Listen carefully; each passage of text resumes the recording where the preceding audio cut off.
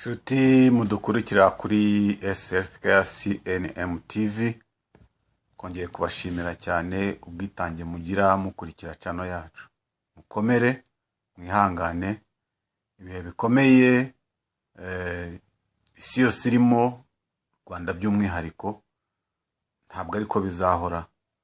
Yesu Kristo ari ku ngoma, kandi ibirushya abari mu isi byose iyo twibuka tugashenguka, Uwiteka azagira igihe ashyireho iherezo, ashyireho isi nshya nyuma y'ijuru rishya, aho kubabara bitazongera kubaho, aho kurira bitazongera kubaho, aho gutotezwa bitazongera kubaho, aho ariho hose, aho abantu bazabaho mu munezero musa, Uwiteka ari we ubamurikiye. Maranisha imibabaro, kubwirana amagambo y'ihumure yuko igihe kiri hafi, tugitinze. Yesu Kristo nagaruka aje kwimika ingoma ye. Ibitubabaza byose byo mu isi, byo twanyuzemo byatubabaje imyaka myinshi, ndetse n'amahano akomeye yabaye mu isi y'indengakamere, yabaye ahantu hatandukanye, ndetse no ku Rwanda by'umwihariko. Ibyo byose Yesu Kristo azabishyiraho iherezo. Munyemere rero dufate aka kanya dusubukure ibyigisho. Tugiye gusubukurira ku cyigisho cyitwa umwingo. Umwingo ni indwara ki, ifata hehe? Icyo gishushanyo nagerageje kugaragaza ni agashushanyo kerekana uko imvubura ya tiroyide ishobora kuba iteye, ariko muraza kubibona no ku gishushanyo bwacyo. ni uko nagira ngo abantu barebe, mureba izo mbuto ukuntu ziteye, ni igisobanuro kibereka ukuntu imvubura ya tiroyide igizwe n'ingirabuzima fatizo nyinshi, ariko zishobora guhinduka isaha iyo ari yo yose bitewe n'ikibazo runaka, zigatangira kwiyongera mu buryo budasanzwe, ndetse zimwe zikabyimba zikaba nini cyane, bikavamo umwingo. Ngira ngo mbabwire nuko umwingo ushobora kuva kungana n'igipfunsi cy'umuntu inshuro ebyiri, ukangana n'umutwe, ndetse ukanawurenza, kuko ni ukubyimba kw'imvubura yitwa tiroyide hano mu muhogo, nk'uko wayibonye ku gishushanyo. Iyo mvubura uko ibyimba, igenda ibyimba, byatewe n'iki? Byatewe n'uko imisemburo ikoresha imwe ishobora kuba yataye umurongo. Ni ukuvuga ngo hashobora gutakara umurongo w'imisemburo iva mu bwonko izana kuri iyo mvubura yitwa TSH. Ibyo bigatuma havuka ikibazo. Hashobora gutakara umurongo w'imisemburo iyo mvubura ubwayikora. Murabona umwingo nguwo, murabubona, ubu umuntu afite umwingo, ku iyo foto murabyibonera. Imvubura ya tiroyide ngiyo murayireba imeze, ifite ibice bitandukanye, ifite amashami abiri, y'uburyo n'iy'ubumoso, ariko ikagira n'utuvubura duto dushamikiyeho twitwa parathyroid. Murabibona rero ko kurwara kw'iyi mvubura bishobora gutuma umuntu agira ibibazo byinshi, birimo no kunanirwa guhumeka, birimo no kugenda kw'amaraso bikagorana. Murabona nk'uwo muntu nawe afite ikibazo cyo gukora nabi kw'iyo mvubura, n'uwo ndetse we n'uruhurirane rw'ibibazo. Murabibona, mu by'ukuri iriya mvubura ni imvubura ikomeye cyane, niyo mpamvu twafashe aka kanya kugira ngo tuyivugeho. Mu by'ukuri ikimenyetso gikomeye cyerekana ko umuntu afite umwingo ni ugutangira gutakaza ibiro, ariko hariho abawugira batatakaje ibiro. Ibyo ngibyo si ihame. yego.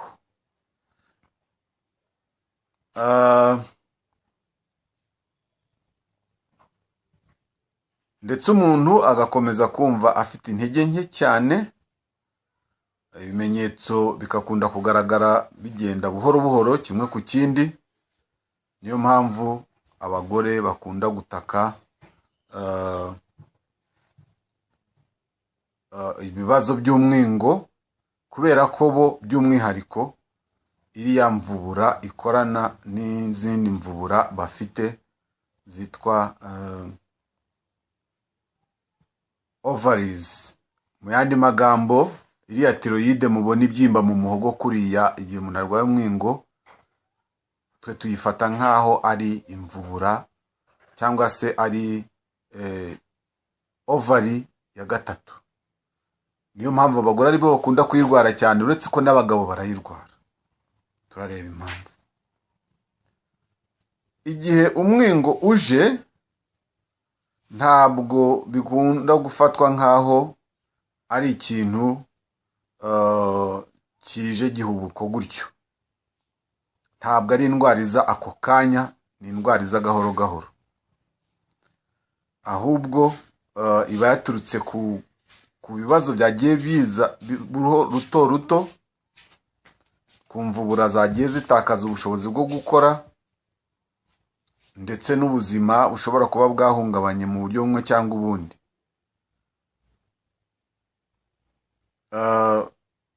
Ndetse habaho n'igihe n'amara gukora nabi bishobora gutuma umuntu agira ikibazo cyo kurwara iriya mvubura ya tiroyide, ndetse no kugira imyanda myinshi mu mubiri nabyo bishobora gutuma umuntu arwara iriya mvubura ya tiroyide, umuntu akarwara umwingo. Igihe umubiri wose wuzuyemo imyanda, bishobora kuba byatewe na stress, cyangwa se hari n'abantu babigira kubera uburwayi bw'ubundi bushobora kuba buri inyuma yabyo. Nabyo birashoboka. Kimwe mu bitera cyangwa se n'ibiki bitera umwingo. Umwingo akenshi uvuga ko uterwa no kubura umunyu wa iyode mu biryo. Ari byo bigunda gutuma abantu benshi barwara umwingo. Imvubura ya tiroyide ikoresha uriya munyu kugira ngo ishobore gukora imisemburo ikeneye gukora, ariwo T4 na T3.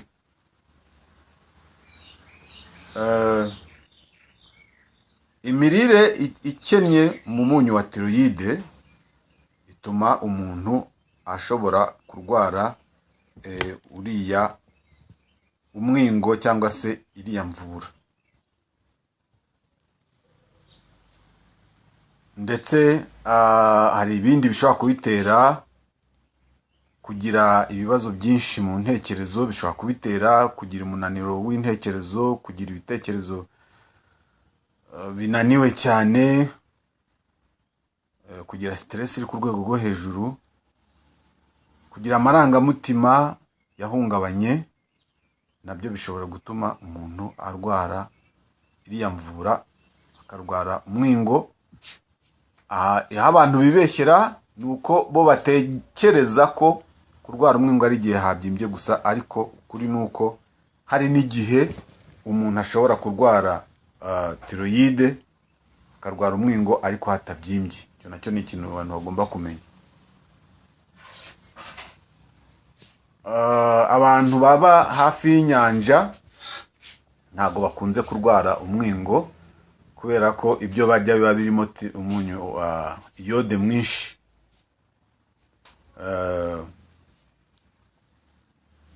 Ariko ntago bivuga ko batawurwara bitewe n'izindi mpamvu. Barya amafi abarimo iyo iyode, ndetse n'ibindi byose bikomoka ku nyanja biba birimo iyo iyode. Abantu bakunda kurya amafi ntabwo bivuga ko batarwara uriya mwingo, kubera ko hari izindi mpamvu zishobora kubitera, uko nabivuze.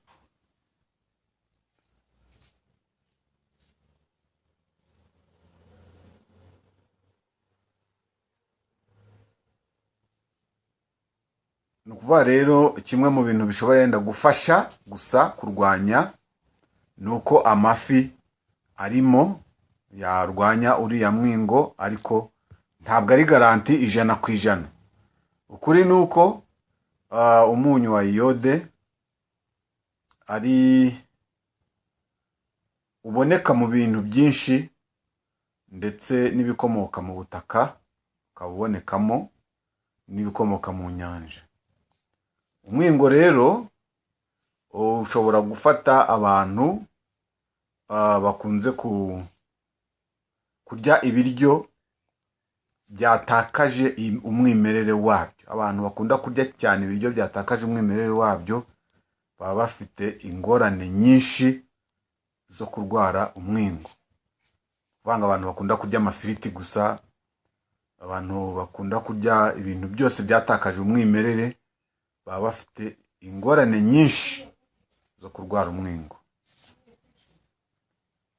Umwingo ushobora nanone kwirindwa igihe umuntu agerageza kurya ibyo kurya bidatetse, biriho ari bibisi, cyane cyane ibiryo bikomoka mu butaka. Ariko ibiryo abantu bakunda kurya ibiryo bitetse kenshi n'amafu anogerejwe,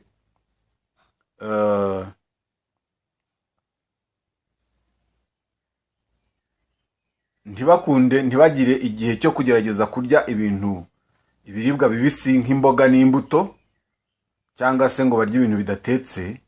Abo bantu baba bafite ingorane zo kuba barwara umwingo. Ni nayo mpamvu no mu kuvura abantu bafite umwingo n'abantu bafite ikibazo cya tiroyide idakora neza, bahabwa inama y'uko bagomba kwihata gushyira ibiryo biribwa bidatetse mu biribwa byabo kugira ngo bashobore gukemura kiriya kibazo. Bumwe rero mu buryo bushobora gukoreshwa mu kuvura umwingo ni bwinshi.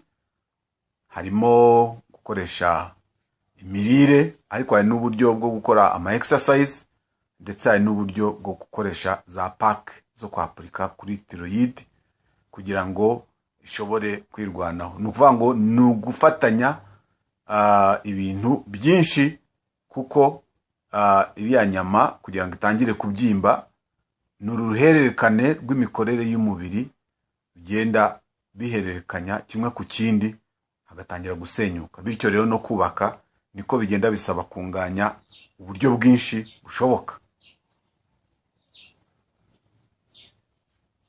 Uburyo rero bwizewe cyane bwo kuvura tiroyide cyangwa se umwingo ni ukugerageza gukoresha ibyo kurya bikize kuri iyode, ndetse umuntu akaruhuka bihagije. Umuntu agatangira umuntu ufite umwingo ahabwa inama yo kuba yatangira ku mitobe y'imbuto n'imboga, nk'amacunga, pome, inanasi, imizabibu. Bishobora gufatwa buri masaha 2 cyangwa 3. Iyo mitobe guhera saa 2 za mu gitondo kugeza saa 2 za nimugoroba, umuntu akamara iminsi 5. Ariko hari inama zitangwa yuko bishobotse umuntu yakoresha iminsi mikeya, ariko agakoresha ubu buryo mu gutangira kugira ngo umubiri ubone uko usohora imyanda. Ndetse hari n'igihe hatangwa inama yuko uyu muntu ashobora no gukora uburyo bwo kwiyina n'amazi y'akazuyazi mu gihe ari gukoresha ubwo buryo bwo koza umubiri kugira ngo imyanda iri mu mubiri igabanuke. Nk'uko twabivuze dutangira yuko kimwe mu ngorane zituma ubu burwayi bubaho ni uko umubiri utangira gutsindagira imyanda myinshi mu mubiri, noneho hakavuka kiriya kibazo. Ubwo rero kuvura ni ugutangira none gukuramo ya myanda kugira ngo ushobore kuvura uburwayi bwatewe n'iyo myanda yamaze kwitsindagira mu mubiri. Ni ibintu byumvikana. Igihe umuntu arangije iyi minsi yihaye yo kujya koza umubiri hakoresha imitobe y'imbuto n'iy'imboga bisimburana.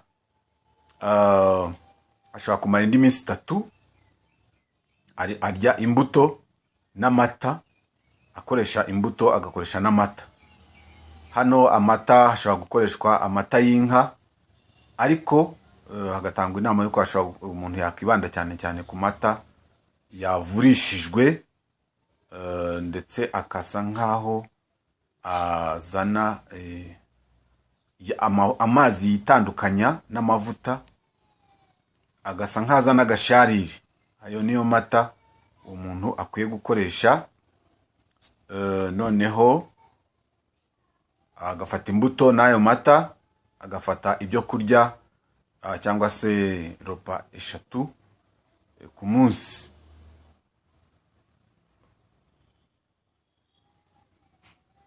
Umuntu afata umutobe w'imbuto arizo pome, nanasi, imizabibu, papayi, ndetse n'ikirahuri cy'amata. Akagenda ashyiramo intera y'amasaha 5. Nyuma yaho akazajya ku byo kurya bisanzwe kandi byiza, bishobora gukomeza guha umubiri ubushobozi bwo kwakira intungamubiri ukeneye mu buryo bukurikira. Ku ifunguro rya mu gitondo, uyu muntu ahabwa inama yuko yafata imbuto za acide. Twavuze amoko bw'imbuto za acide, zarizo mwizo mbuto hatangwa urugero ko yafata nka pome. Twabwiye ko pome ari zigira acide nkeya.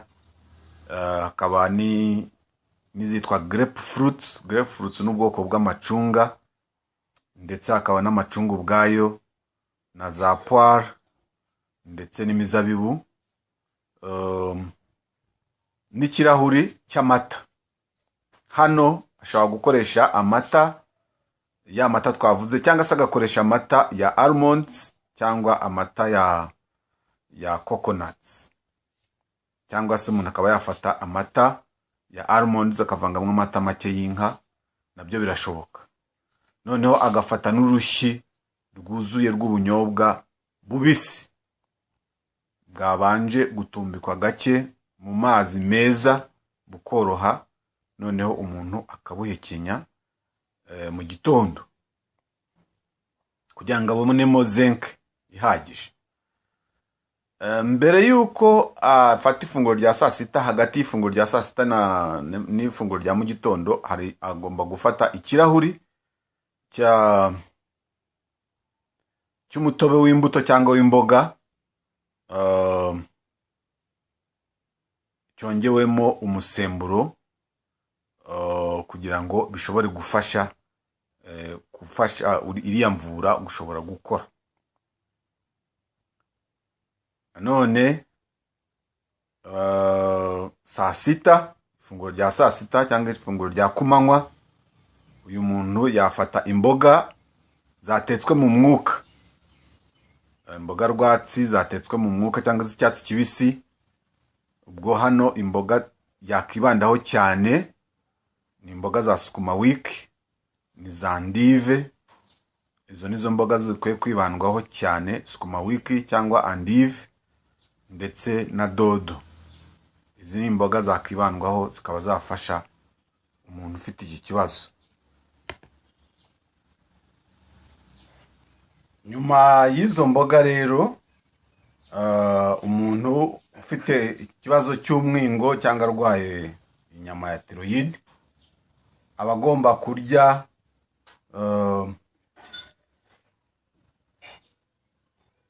umugati ukozwe mu ngano zuzuye, cyangwa se capati yakozwe mu ngano zuzuye, ukuvuga ngo zitigeze zihindurirwa ireme.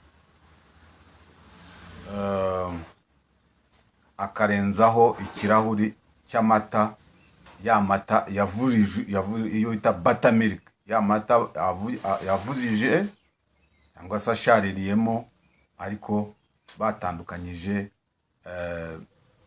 amazi n'amavuta, ariko adacunze, ariko bayaretse bikikora. Hagati rero y'ifunguro rya kumanywa n'ifunguro rya nijoro, nanone umuntu afata ikirahuri cy'amata cyangwa se agafata umutobe w'imbuto. Ku ifunguro rya nimugoroba umuntu afata potage y'imboga. Izo mboga yakoresha hano ni ugufata ni karoti na spinach, ndetse akaba kongeramo ikirayi cyangwa se bagafata spinach na n'ikibiringanya, ibyo bikaba byakora, cyangwa se bakaba bakoresha sukuma wiki baseye bakongeramo persil, kongeramo ikirayi. Iyo ni isupu ishobora gukoreshwa.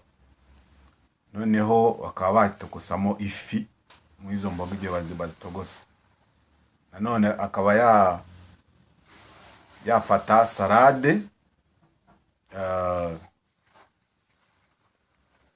y'imboga ziri ku isoko, harimo nka leti, inyanya, karoti, amashu, nave ndetse na seleri. Ibinyampeke bimejeje nabyo bishobora gukoreshwa nka alfalfa.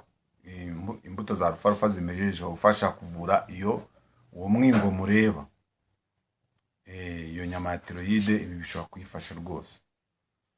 Ndetse n'ibishyimbo byitwa mang beans nabyo bishobora gufasha cyane kunganira uriya muntu. Noneho na fromage yakorewe mu rugo bita homemade cottage cheese, ndetse akiyongeraho na walnuts. Iyo ni ingenzi cyane. Walnuts ni ingenzi cyane ku muntu ufite ikibazo cya tiroyide.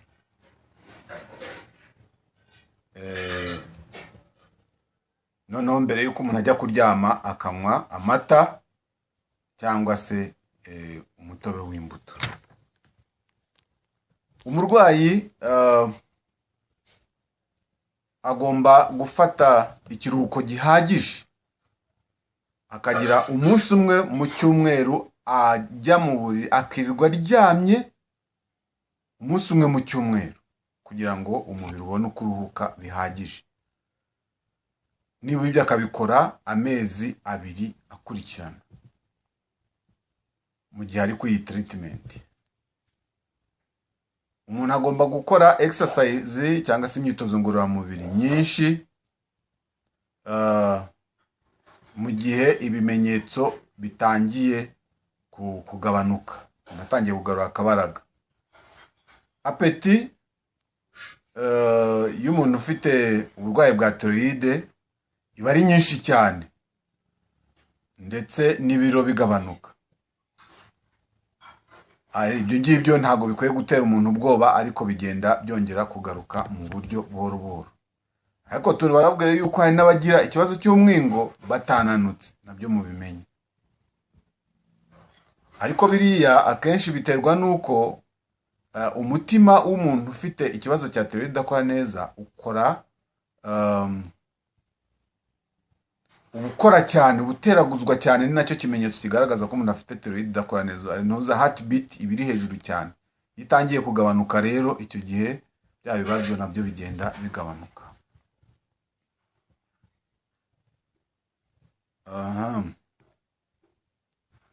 Ubwo rero ibyo ni bimwe mu bintu bituma umuntu arya ibyo kurya bigasa nkaho bitakaye, ntibigire icyo bimumarira. Ariko iyo bitangiye gucogora, ibiro bigenda byongera kugaruka buhoro buhoro. Kugira rero ngo umuntu ashobore kwakira intungamubiri ziva mu biryo, hari ibigomba gukorwa. Hari pake zigomba gushyirwa ku muhogo, ndetse hari pake zishobora gushyirwa ku nda. Izo zigafasha kugira ngo umubiri wongere ugarure uburyo bwiza bwo kwakira ibyo kurya, bikajya kugira umumaro kugira ngo bimeze nk'ibitakara. Igihe ibiro byiyongera, iya nzara ikabije igenda igabanuka. ariko birasaba ko abantu birinda gufata ibintu bikangura umubiri kugira ngo bongere apeti. Igihe apeti itangiye kugabanuka bagomba kwirinda kugira ibintu bikangura umubiri kugira ngo bongere apeti, bakabireka gutyo. Ibyo kurya bimwe na bimwe ndetse n'ibyo kunywa biba bibi cyane ku muntu urwaye umwingo. Urwaye umwingo hari ibyo kurya agomba kwirinda.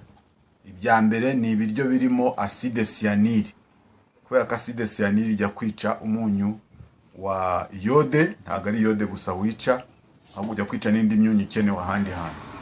Ubwo rero ibiryo byose birimo acide cyanide harimo imyumbati, sombe y'imyumbati, ubugari, intoryi, ibyo bintu ndetse n'amashu amwe n'amwe, uriya muntu urwaye umwingo aba abibujijwe, agomba kubyirinda. Nanone umuntu urwaye umwingo agomba kwirinda ibi biryo bikurikira: amafu anogerejwe y'umweru n'amasukari y'umweru, n'inyama sanzwe, ibiryo bikaranze ibicamukije, n'ibiryo birimo amavuta menshi, ndetse n'ibintu birimo ibiryo byo mu bikopo, n'ibirungo bikaze, icyayi, ikawa n'inzoga. Ibyo bintu uwo muntu urwaye umwingo agomba kubyirinda.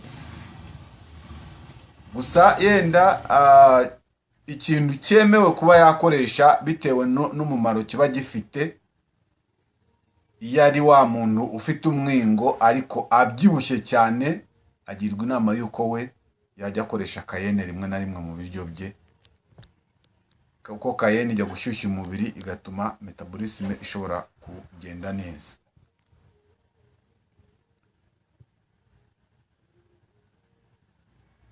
Ni ukuvuga rero ahangaha ntabwo umuntu akeneye imiti ihambaye cyane kuri iki kibazo, kuko hari imiti imwe n'imwe ishobora gutuma kiriya kibazo gikomera. Ahubwo uburyo buri naturel, buri organique nibwo bwiza kugira ngo umuntu ufite umwingo, kuko ni indwara ijyanye n'imirire, ushobore gukira. Ibiryo byose birimo iyode bigomba gufatwa ku buryo buhagije. Harimo asperge, harimo amashu, ubwo ni ukuvuga na sukuma wiki irimo, harimo karoti, harimo tungurusumu, ibitunguru byaba iby'umweru n'iby'umutuku, harimo porici, inanasi, umuceri wa brown wita whole rice, inyanya n'imboga za kreso, ndetse n'imbuto z'inkeri. Ibi ni ibintu umuntu urwaye umwingo aba akwiye gushakisha, akabyihata rwose kubirya kugira ngo bimufashe gukira vuba. Ariko ni ukwitonda kugira ngo umubiri utawemerera gucika intege, utewe no kugira n'amarangamutima.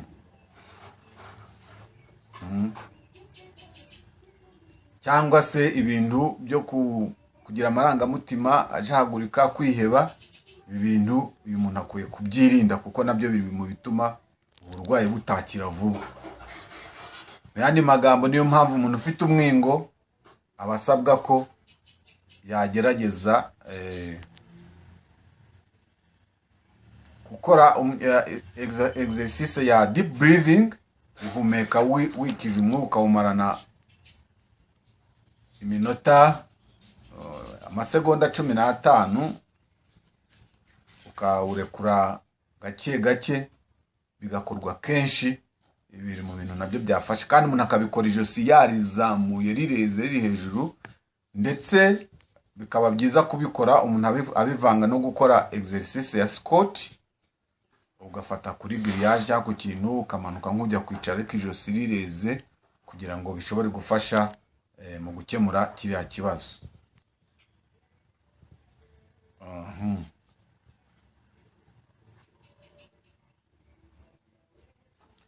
Ikindi abantu bagomba kumenya nuko kuvura umwingo ntago ari ibintu byihuta cyane.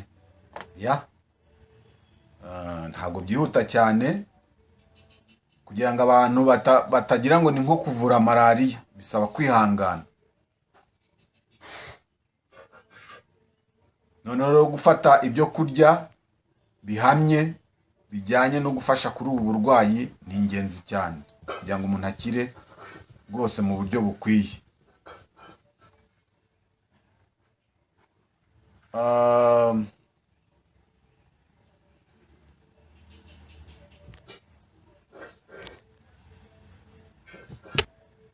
Ibyo kurya rero bitangwaho inama k'abantu bakwiye gukunda gukoresha bafite iki kibazo, nuko 1/2 cy'ibyo kurya uyu muntu akwiye kurya bigomba kuba bigizwe n'imbuto zikiri nshyashya, n'imboga ndetse n'ibinyamafufu,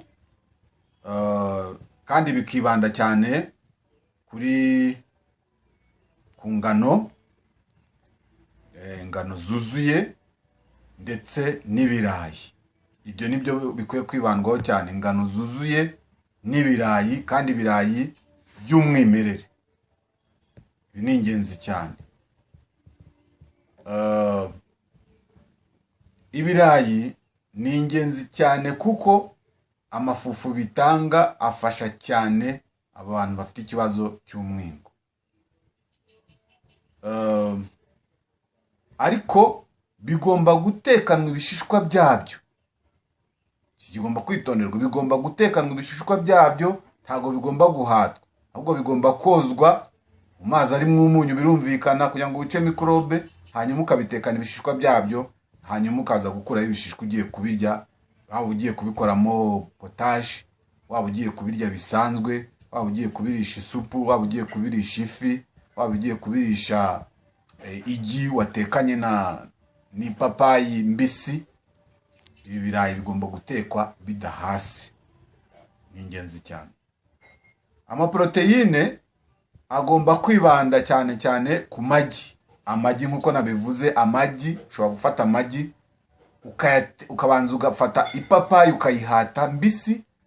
Ya papayi wamara kuyihata ukayitogosa gato, yatangira gusa n'ishya, nibwo umeneramo igi.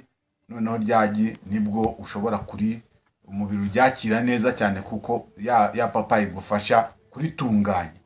Cyo ni ingenzi cyane.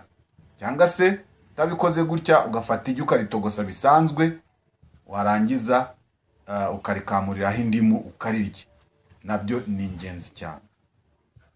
Fromage nazo ni nziza, ariko ni za fromage zitunganyijwe mu buryo bwiza. Amashaza, ibishyimbo, lentille n'ubunyobwa, ndetse cyane cyane walnuts nkuko twabivuze. Ibi ni ingenzi cyane kugira ngo umuntu ufite umwingo, umuntu urwaye inyama ya tiroyide ishobore gukira vuba. Amata ndetse n'amaproteine akomoka ku nyamaswa, iki gihe noneho asabwa kubyirinda. Amata n'amaproteine yandi akomoka afata mu gihe atangiye gufata biriya tuvuze hejuru, amata uyu muntu atangira kubyirinda. N'amaproteine akomoka nubwo n'inyama zisanzwe, ariko amafi akaba yarya nyine ko twabonye ko amufasha. Iyo wavuze fresh protein ni ibikomoka ku nyamaswa zibagwa. Imirire y'uyu muntu igomba kuba yibanda cyane kuri biriya twavuze hejuru. Nanone kandi igakurikiranwa mu gihe cy'umwaka.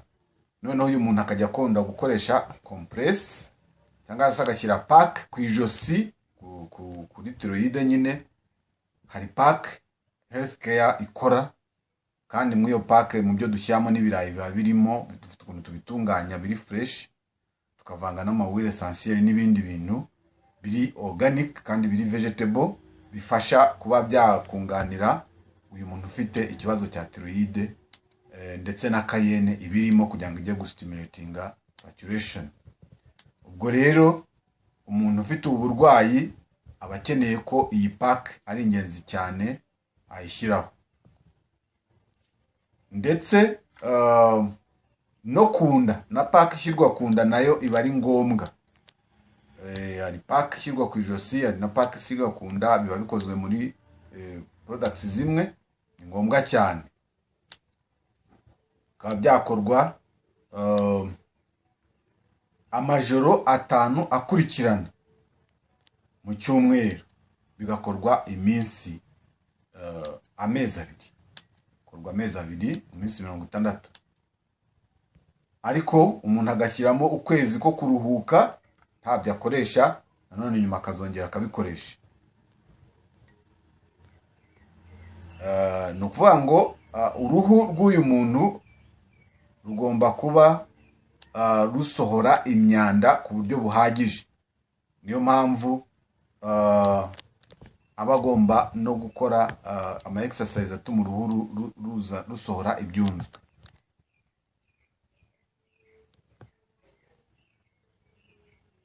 Gufata eponge umuntu akayisirita ku mubiri akoresheje amazi arimo umutobe w'indimu cyangwa se vinegre ya pomme. Amazi yaza arimo umutobe w'indimu cyangwa vinegre ya pomme ni ingenzi cyane kugira ngo bifashe imyenge kuzibuka. Ndetse umuntu ashobora no gukoresha amazi akonje ariko atagiye muri firigo kugira ngo ahanagure iyo myanda y'amazi ashyushye yamaze gukuramo. Ibi ni ingenzi cyane. Uyu muntu aba agomba kwituma neza, kuko ikiba cyateye biriya bibazo nk'uko twabivuze ni imyanda iba yaritsindagiye mu mubiri. Ubwo rero kwituma neza ni ingenzi. Yasabwa iki? Asabwa kwihata kurya imbuto zituma yituma neza, harimo kurya ipapayi imbere ya buri biryo, kandi ipapayi idahiye cyane. Kugerageza kwinjiza mu biryo bye imbuto zumye ariko ziribwa zibanza gutumbikwa ijoro ryose zitwa hari dates. Yego, hari dates. Ndetse hakaba na figs. Figs ni imitini yumye, zose zibanza gutumbikwa, umuntu akazirya. Ziri mu bintu nabyo byafasha cyane uyu muntu ku kibazo cyo kwituma. Ndetse umuntu agize amahirwe akabona n'imikomamanga cyangwa se grenadine, akayisya agakora smoothie, akajya yifata rimwe mu minsi 2, nabyo byafasha gusohora iyo myanda iba yitsindagiye mu mubiri. Kuko ukuvura kose k'uyu muntu kugendera kugabanya imyanda mu mubiri, kuko igihe cyose imyanda itashize mu mubiri uburwayi kuvura buba bugoye. Ibikorwa byose rero bikorwa kugira ngo umuntu yirinde stress. Nuvuga ngo hari stress ishobora guterwa n'ubuzima umuntu abayemo cyangwa se n'imyanda iri mu mubiri. Ibyo byose rero bigomba gukorwa mu rwego rwo kubyirinda kugira ngo bitongera kugaruka. Niyo mpamvu uyu muntu ahabwa inama yo gukora exercise za deep breathing kugira ngo zimufashe kugabanya stress, none agafata n'imirire itunganye kugira ngo byose bigende mu buryo. Niyo mpamvu na kayene izamo, yaza muri za pack kugira ngo ifashe. Iyi ni SFK CNM TV, turabakunda kandi tuzakomeza gutegura ibyabafasha. Murakoze cyane, Imana